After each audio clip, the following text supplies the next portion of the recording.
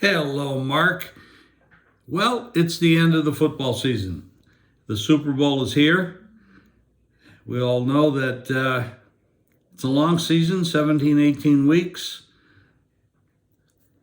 I didn't have a great NFL season, especially with the sides, but with the totals, I did much better. I felt it was a marginal season for quality of teams. I felt like there were 5 teams that were pretty good, nothing really excellent. I thought that maybe the best team was San Francisco, but they unfortunately lost 4 quarterbacks during the season, including the game 2 weeks ago. By the way, before I forget, congratulations to LeBron.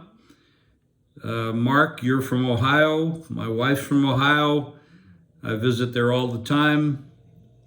Cleveland Clinic is one of the best facilities in the world, so if you have any health problems, you might want to go there. But LeBron broke the record and set an all-time record of scoring, and he will continue to do so going forward, given good health.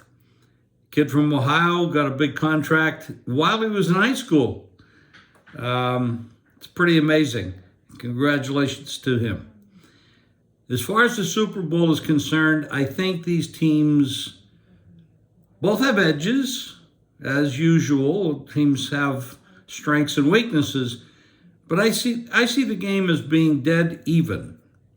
And it's going to be determined by breaks. A lot of games are determined by breaks, but when you're trying to predict turnovers, that's very hard. You just can't do it.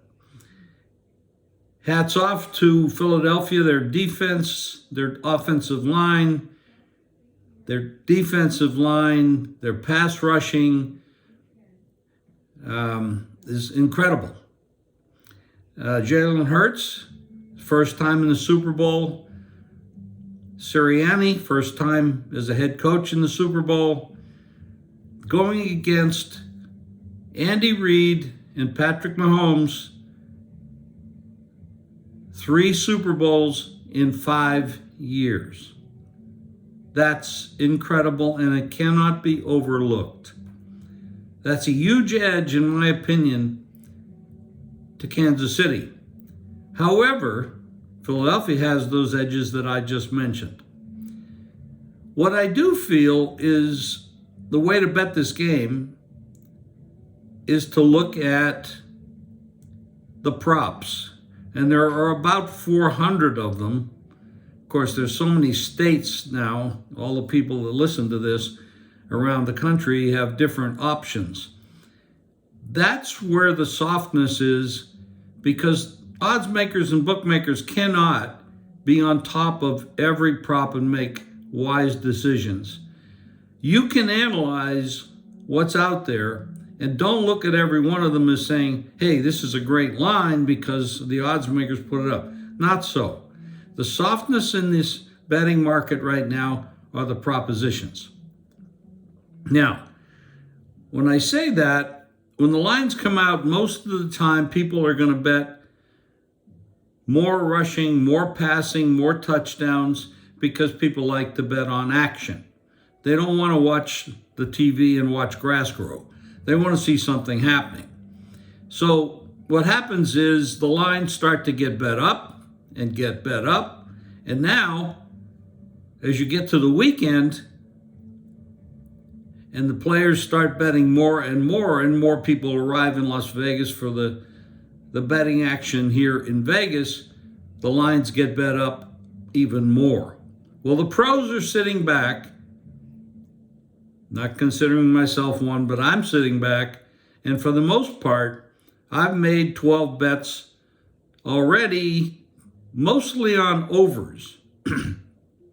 Now, that's contrary to what I just said. However, I'm going to probably make about 30 bets on unders as these markets get bet up, and that's where the value will be.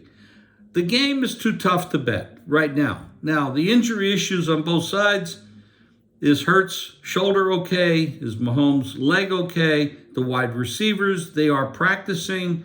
They'll be back. So those kind of situations, I will wait for the very last minute and see where the line moves. I would love to take 3 on each side and sit back and watch the game. That's not going to happen. I would love for the total to get bet up too high and bet the under. That might happen. So I'm looking at betting unders as the lines get inflated on the props, player props specifically.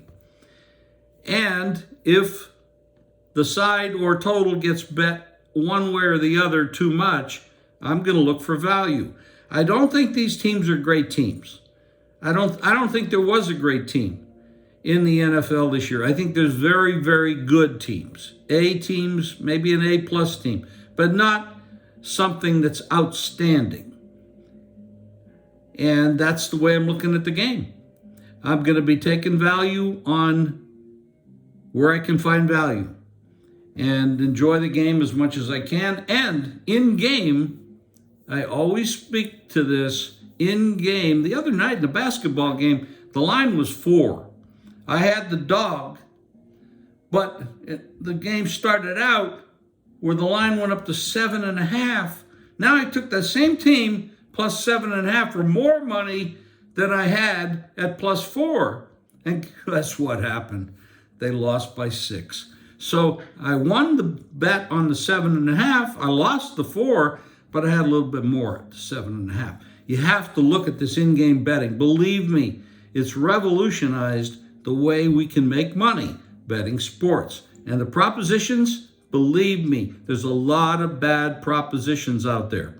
And you can take heed to that and make some money. Good luck, everybody. Have a good time. It's been a wonderful time doing this show and adding these inserts. And we'll see you down the road. Thank you.